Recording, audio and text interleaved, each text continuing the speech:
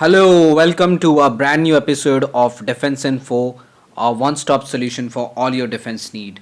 So, guys, today we will going to begin the part 3 of the chemistry capsule series. So, guys, ये series आपके लिए बहुत beneficial होने वाली है, especially for the CDS and the FCAT examination.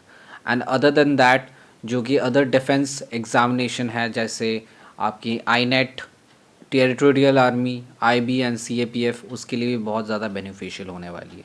So guys ये एक power pack series है और ये पार्ट 3 इसका फाइनल सीरीज़ है of this chemistry capsule series. So guys let us begin. So consider the following substance cadmium, boron, nickel, which of these substance given above is are used as controlling rod in the nuclear reactor. So talking about cadmium guys and boron, ये दोनों चीज़ हमको पता है generally used होती है for the controlling rod in the nuclear reactor. So the option B should be the correct answer. So option B is the correct answer. It is because both of these are used especially in the to control the fusion rate of uranium and plutonium. Their composition includes the chemical elements such as the boron, cadmium, silver or indium. They are capable of absorbing many neutrons without themselves fusing. Now talking about guys the potassium graphite and calcium graphite can be mostly used as which one of the following. So ये दोनों किसके लिए ज़्यादातर use होता है, potassium graphite and calcium graphite. So the guys the answer is the superconductor. It is used in the superconductor. And the reason why it is used in the superconductor is that कि this substance conduct electricity so freely that there absolutely no obstruction to the flow of free charges. So कोई resistance पैदा नहीं करती ये दोनों, the potassium graphite and the calcium graphite. And other than that there is no obstacle means no loss of energy. So there is no resistance, and apart from that these materials are clearly carry billions and billions of free charges, and the motion of the charges take place without obstruction. And example are certainly alloys at 125K and mercury at 4.2K. So guys, the next question is amalgam is a term used for an alloy of a metal with. So amalgam generally किसके लिए use होता है, mercury. The answer is mercury. The next question is LPG is a hydrocarbon consist of mixture of what. So LPG liquid petroleum gas, तो इसमें जो mixture use होती है वो जनरली प्रोपेन और बुटेन की होती है, तो answer B is the correct answer. Now talking about which among the following is known as quicksilver. So the quicksilver, the word quicksilver is कौन से मतलब following में known करती हैं, तो aluminium, zinc, lead, mercury. So the correct answer will be the D, mercury. Next question, which among the following happens in an oxidation reaction. So oxidation reaction में कौन सा होता है, so इसका जो आंसर होने वाला है guys, electron are lost. Option B, electron lose हो जाती है when the oxidisation reaction take place because there is an addition of oxygen. So in that case oxygen electron are loose. So chemically oxidation is defined as a removal of electron and reduction as the gain of electron. So just remember this guys, removal of electron जो होता है वो oxidation case में होता है क्योंकि इसमें addition of oxygen होता है, और रिडक्शन इसमें गेन ऑफ इलेक्ट्रॉन होता है because of addition of the hydrogen. So which among the following mineral are known as horn silver. So horn silver is generally known as AgCl, ठीक है, silver chloride. So the correct option will be option B. Aqueous solution, ठीक है, aqueous solution of sodium acetate will be of which among the following nature. So is it acidic, basic, neutral or either acidic or basic depending upon the temperature or the solution. ठीक है, sodium acetate, sodium acetate जो है CH3COONA, ठीक है, CH3COONA. तो ये कैसा mixture है, ठीक है, इज एन एसिडिक, बेसिक और न्यूट्रल. देखो यार ये एक स्ट्रॉन्ग बेस, बट ये जब एसिडिक सोल्यूशन में, जब ये एक्वस सोल्यूशन में जाती है तो वो एक वीक एसिड के साथ ब्लेंड होती है, तो इस केस में basic nature will be the correct answer. So option B is the correct answer. So here the guys it is given कि जो generation of OH negative turns the solution basic since CH3CONA is a salt of strong base and weak acid, so its aqueous solution will be uh, have more basic character than acidic, and this is why it will be of basic nature. Now talking about for respiration in deep sea drivers use the mixture of what. So guys generally इसमें जो mixture use की जाती है वो oxygen and helium की जाती है. So option A is the correct answer and it is why because oxygen helium mixture is use for artificial respiration in deep sea and diving instead of air because nitrogen present in the air dissolve in blood. So because of nitrogen present in dissolve in blood under high pressure when sea diver goes into deep sea, when he comes to the surface nitrogen bubble out of the blood and due to decrease in pressure it causes pain. So suddenly आप जब अंदर जाओगे तो आपको पता होगा जो nitrogen होता है वो under high pressure dissolve in our blood and when you come inside तो प्रेशर लो हो जाती है तो उसमें बबलिंग फॉर्म हो जाती है. तो इससे बहुत ज़्यादा ये जो प्रेशर डिफरेंस जो क्रिएट होता है, ठीक है, so decrease of this pressure and that can cause pain, okay, and sometime it also cause death. So deep sea diver breathe in a mixture of oxygen and helium to avoid painful illness called nitrogen narcosis. Okay, this is the reason. Now Haber process is used to produce which one of the following?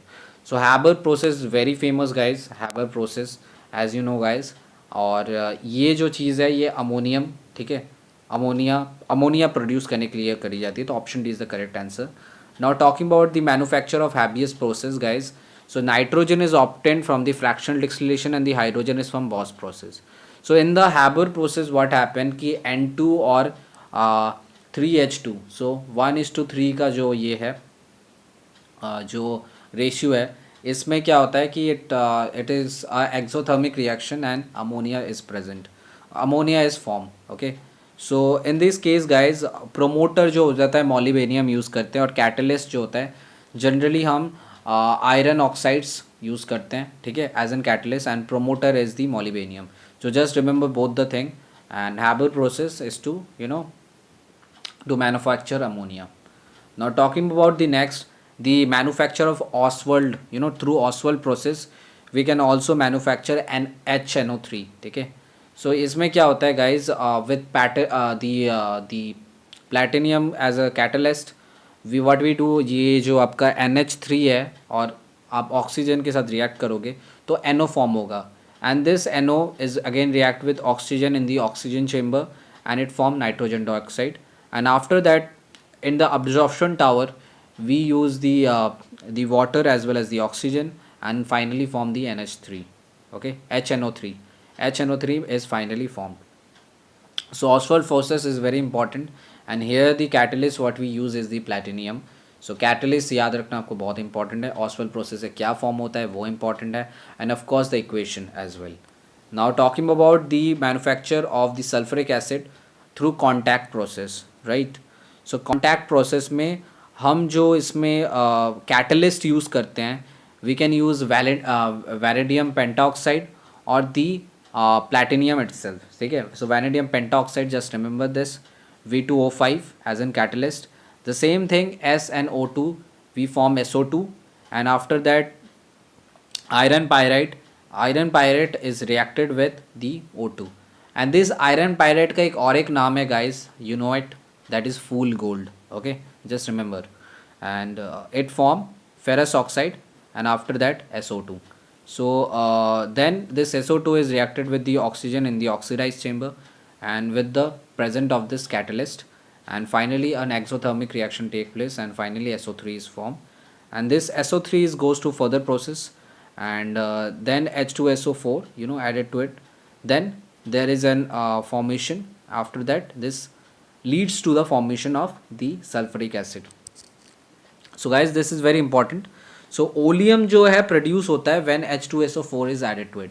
ये आपको equation दिख रही होगी H2S2 and O7. This H2S2O7 again diluted with aqueous solution with the water, with H2 when added, then finally H2SO4 is formed. So guys it is an a bit processing complicated process. Okay, you need to process, but just remember the catalyst which is used. Okay, and why contact process, Oswald process, Habeas process is used to form what? Habeas process for the extraction of the ammonia, talking about the uh, your Oswald process is to HNO3, and with platinum uh, as the catalyst. We're talking about the contact process. It is vanadium pentoxide as a catalyst and form the H2SO4. Now the next question is, guys, of nitrates, talking about effect of heat of nitrates. So just remember, in the case of the potassium and the your sodium, ठीक है, potassium and sodium जी जो ये जो elements है alkali elements, उस case में direct O2 form हो जाता है, राइट गाइस? तो O2 आपका डायरेक्ट फॉर्म हो जाता है. But in the case of अगर आप अदर देखते हो, ठीक है, तो अदर जो है जैसे आपका लेड हो गया, कॉपर हो गया, सिल्वर हो गया, अमोनियम हो गया, उस केस में NO2 फॉर्म होता है प्लस O2 भी फॉर्म होता है, ठीक है. ये दो एल्कली एलिमेंट्स जो एल्कली एलिमेंट्स हैं, ठीक है, इसमें NO2 फॉर्म नहीं होता, बाकी में O2 फॉर्म, सिर्फ O2 फॉर्म होता है, बाकी में जो है उसमें आपका NO2 as well as O2 form दोनों होता है. और अमोनियम नाइट्रेट को आपको थोड़ा याद रखना है, क्योंकि अमोनियम नाइट्रेट के साथ आपका नाइट्रस ऑक्साइड जो है ना, जिसको लाफिंग गैस बोलते हैं N2O, वो फॉर्म होता है. ये क्वेश्चन आ सकता है, जब आप अमोनियम नाइट्रेट को हीट करते तो क्या फॉर्म होता है, उसमें क्या होता है ना कि वाटर फॉर्म होता है और N2O फॉर्म होता है. ये थोड़ा एक अलग है, ठीक है. अपार्ट फ्रॉम दिस जो लेड, कॉपर एंड सिल्वर, उनमें सिमिलैरिटीज़ है, और ये लेड और कॉपर में ये सिमिलैरिटीज़ है कि इसमें lead oxide and copper oxide दोनों फॉर्म होता है, ठीक है. So just remember this this equations. And talking about silver, silver में जो होता है ना कि सिल्वर नाइट्रेट को करोगे तो आपको सिल्वर मिलेगा form nitrogen dioxide and oxygen, ठीक है. So that is the thing. तो this equations are very very important, and just see it, and you can analyze what reaction will take place when we heat the nitrites. Now talking about the reactivity series of metal. See, it is an electrochemical series. इसमें क्या होता है ना कि अगर जो hydrogen, इस series में हाइड्रोजन के ऊपर जो भी एलिमेंट है वो it is more reactive than hydrogen. And इसमें क्या होता है ना, अगर आप अगर एसिड के साथ फॉर्म करोगे तो हाइड्रोजन लिबरेट होने के चांसेस होते हैं, ठीक है. बट हाइड्रोजन के नीचे जो भी एलिमेंट्स आते हैं उसमें हाइड्रोजन लिबरेट नहीं करते अगर वो एसिड के साथ रिएक्ट करें, ठीक है. वो एसिड के साथ यूजुअली रिएक्ट नहीं हो पाते, ठीक है, और hydrogen and all those liberation नहीं हो पाते. तो जो मेटल होता है ना, मेटल, वो हाइड्रोजन के ऊपर जो भी एलिमेंट्स है वो एसिड के साथ रिएक्टिव है, but not talking about the other. So hydrogen के नीचे जो है copper, silver, mercury and gold जो है ये एलिमेंट्स है. टॉकिंग अबाउट दी अदर, आप देख सकते हैं जो क्लासेस ऑफ एलिमेंट्स है उसके ऊपर डिपेंड करता है. So reactivity of metal will go down in that order. Now talking about British J.J. Thomson was awarded the Nobel Prize in Physics, and Nobel Prize in Physics in 1906 for discovery of which one of the following particles. So guys, this question I think you all know. सो इनको जो मिला था वो एक बहुत ही अच्छा experiment, जिसको हम बोलते हैं ना जो जिसमें इन्होंने इलेक्ट्रॉन को डिस्कवर किया था, और वो प्लम पुडिंग मॉडल, ठीक है, J.J. थॉमसन का प्लम पुडिंग मॉडल, जो कि वन ऑफ द फेमस भी है. और इससे क्या है कि इसने ये डिस्कवर किया था. तो what will be the correct option for this? The correct option is for the electron. And guys, और एक चीज़ बहुत इंपॉर्टेंट है कि इलेक्ट्रॉन तो इन्होंने फॉर्म किया, जो इलेक्ट्रॉन का नाम जिसने दिया था तो उसको स्टोनी बोलते हैं, ठीक है. स्टोनी ने इलेक्ट्रॉन का नाम दिया था, ठीक है.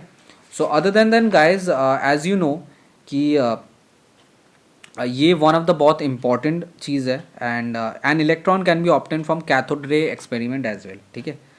So just remember this, very very important. Now talking about the other, like electron के बाहर जो प्रोटॉन है, ठीक है. सो प्रोटॉन में जो है कि प्रोटॉन को डिस्कवर किया था गोल्डस्टेन ने, और प्रोटॉन का जो नाम दिया था वो दिया था रदरफोर्ड ने, ठीक है. जो है कि गोल्डस्टेन ने उसको डिस्कवर किया था और रदरफोर्ड ने उसको नाम दिया था, ठीक है. और सिमिलरली जो जेम्स शैडविक है, ठीक है, इन्होंने न्यूट्रॉन, ठीक है, जेम्स शैडविक जो है उन्होंने न्यूट्रॉन को डिस्कवर किया था. और न्यूट्रॉन का जो चार्ज है आपको पता है, इज अ ज़ीरो, ठीक है, ज़ीरो, ज़ीरो इसका चार्ज है. So guys just remember this. And what is important that you know guys कि हमें बाकी तो पता है, बट जो इम्पोर्टेंट है कि हमें मास नंबर भी, हम उसका जो प्रोटॉन का मास कितना होता है और इलेक्ट्रॉन का मास कितना होता है एंड दी न्यूट्रॉन का मास कितना होता है, वो भी बहुत ही ज़्यादा इंपॉर्टेंट है. प्रोटॉन का जो है ना गाइज, प्रोटॉन का मास याद रखिए, ठीक है. प्रोटॉन का जो मास है वो है 1.673, ठीक है, इनटू 10⁻⁻27, ठीक है, kg, ठीक है. And talking about the mass of the neutron, ठीक है, इट इज़ 1.675 इंटू 10⁻⁻27 kg. सो ये स्लाइटली पॉइंट का डिफरेंट है, ठीक है, पॉइंट 002 का डिफरेंट है. न्यूट्रॉन प्रोटॉन से ज़्यादा भारी है, ठीक है. एंड गाइस नैन जो आपका सबसे इम्पॉर्टेंट जो है वो है इलेक्ट्रॉन. इलेक्ट्रॉन का जो मास है वो 9 पॉइंट इंटू 10⁻⁻31 kg, ठीक है, -31 kg. तो ये है आपका इलेक्ट्रॉन का, ठीक है. सो ये आप रिमेंबर रखिए और जस्ट रिमेंबर रखिए और गो थ्रू कीजिए जितने भी आपने बुक्स में पढ़े हैं, ठीक है. ये बहुत इंपॉर्टेंट है. सो सबसे ज़्यादा मास न्यूट्रॉन का, फिर आता है आपका प्रोटॉन का, फिर आता है इलेक्ट्रॉन का, ठीक है. नाउ अब बाकी क्वेश्चंस के ऊपर डिपेंड करते हैं, ठीक है. The next question is atomic weight of chlorine is 35, it consist of dash. So अगर 35 है, ठीक है, और Cl का हमें पता है ये 17, ठीक है, इसकी एटॉमिक नंबर 17 है. तो 17 जो है ये it is equal to the number of proton and number of electron, ठीक है. बस इससे आपको बस माइनस करना है, 35 माइनस 70 तो आपको न्यूट्रॉन मिल जाएगा. तो 18 न्यूट्रॉन एंड 70 प्रोटॉन. तो option A should be the correct answer. Yes, option A is the correct answer. So guys ये टर्मिनोलॉजी याद रखना. Isobar is that element which differ in the chemical property but has the same physical property. So isobar का बस यही है, आप just याद रखिए कि इसमें क्या होता है कि जैसे इसकी जो मास नंबर होती है वो सेम रहती है, बट जो आपका जो एटॉमिक नंबर होता है वो डिफ़र करता है. तो यहाँ पे देखिए आर्गन का, ठीक है, आर्गन का मास नंबर सेम, ठीक है, दी पोटेशियम का सेम, कैल्शियम का सेम, बट जो डिफ़र है वो है एटॉमिक नंबर का. But in the case of isotope उसमें क्या होता है कि एटॉमिक नंबर सेम रहता है बट मास नंबर डिफर करता है, ठीक है. यही है इसके अंदर जो क्लासिफिकेशन का जो difference. Now talking about which one of the following is the most electronegative element. So सबसे इलेक्ट्रोनेगेटिव एलिमेंट जो है इसमें ये वो है फ्लोरीन, ठीक है. Option B is the correct option. बस गाइज और एक चीज़ याद रखना, जो क्लोरीन है उसका इलेक्ट्रॉन एफिनिटी सबसे ज़्यादा है, ठीक है, इलेक्ट्रॉन एफिनिटी सबसे ज़्यादा है, ठीक है. ये आप जस्ट याद रखिएगा, ये आपको इंपॉर्टेंट होने वाला है, ठीक है. और next question talking about which among the following is a chemical change. Evaporation of petroleum, burning of LPG, heating of the iron rod to red rod, ठीक है, और sublimation of solid ammonium nitrate. So इसका जो correct answer होगा वो burning of LPG होगा. Option B is the correct answer. तो याद रखना फिजिकल चेंज में जो आता है गाइस, इवापोरेशन ऑफ पेट्रोलियम, ठीक है, heating of an iron rod to red rod, ठीक है, sublimation of solid ammonium nitrate. Now talking about the chemical change, burning of LPG and of course curdling of the milk. So these are something examples. So the option B is the correct answer for it. Which among the following is a kind of chemical reaction cause the rock red or yellowish, ठीक है, to turn red और yellowish. जब chemical change होता है तो क्या होता है कि गाइस ऑक्सीडाइज हो जाता है और आपका रॉक जो चेंज हो जाता है, तो oxidation is the correct answer. Now talking about which one of the following is used as an antidote. So antidote guys activated charcoals को हम एंटीडोट यूज़ करते हैं. The next question is which among the following will undergo a chemical reaction depending on the pH of the solution. So pH of the solution के हिसाब से guys जो आपका oxidation, जो आपका केमिकल रिएक्शन है depending on the pH of the solution. So इसका जो करेक्ट आंसर होगा वो जिंक ऑक्साइड होगा, because zinc oxide is a amphoteric in nature. ठीक है, वो न्यूट्रल है, वो डिपेंड करता है आपके सोल्यूशन के ऊपर। इज़ इट अगर वो एसिडिक है तो एसिडिक नेचर में जाएगा, तो वो डिपेंड करता है उसके ऊपर। So zinc oxide will be the correct answer. Now guys, talking about the amphoteric oxide, these oxide behave both acidic and basic, or that can react with acid as well as the base, are called amphoteric oxides. So aluminum oxide, zinc oxides are some example of the amphoteric oxide. So amphoteric oxide of zinc oxide आप देख सकते हैं guys, when it will produce zinc oxide when react with hydrochloric acid, so it form zinc chloride and water. Similarly, when it will added to the base like sodium hydroxide, so similar it will form sodium zincate and water. So in the case of aluminum, it works same as like that. Okay, so guys, it will form acid, like with acid it will form sodium tetrahydroxyaluminate 3, and for similarly for the base it will be behave like that. Okay, now talking about guys the other thing, other series of it, uh, we will try to tune up with the other series of the capsule series for the various subjects. So till then guys, thank you so much. If you enjoyed our series, and do like, share and subscribe our channel, and do share with your friends. Guys, आप जितना इसको share करेंगे तो उतना हमें confident मिलता है कि हम रेस्ट अपार्ट जो वीडियोस है उसमें ज़्यादा कंसंट्रेट कर पाए और ज़्यादा न्यू कंटेंट आपको दे सके। और ये जो सीरीज़ है, ये अगर आप पूरे अच्छे से देखते हो तो most of the questions, most of the concept हमने कवर कर दिया है। जो इम्पॉर्टेंट कॉन्सेप्ट्स है उसको कवर कर दिया है, और जो हमने एनसीईआरटी से भी जितने क्वेश्चंस ब्लेंड किए, ये इसी तरह के क्वेश्चंस आपको भी यूपीएससी में ही मिलेंगे। ठीक है, frame specially for the CDS exam as well as the AFCAT examination. So best of luck guys.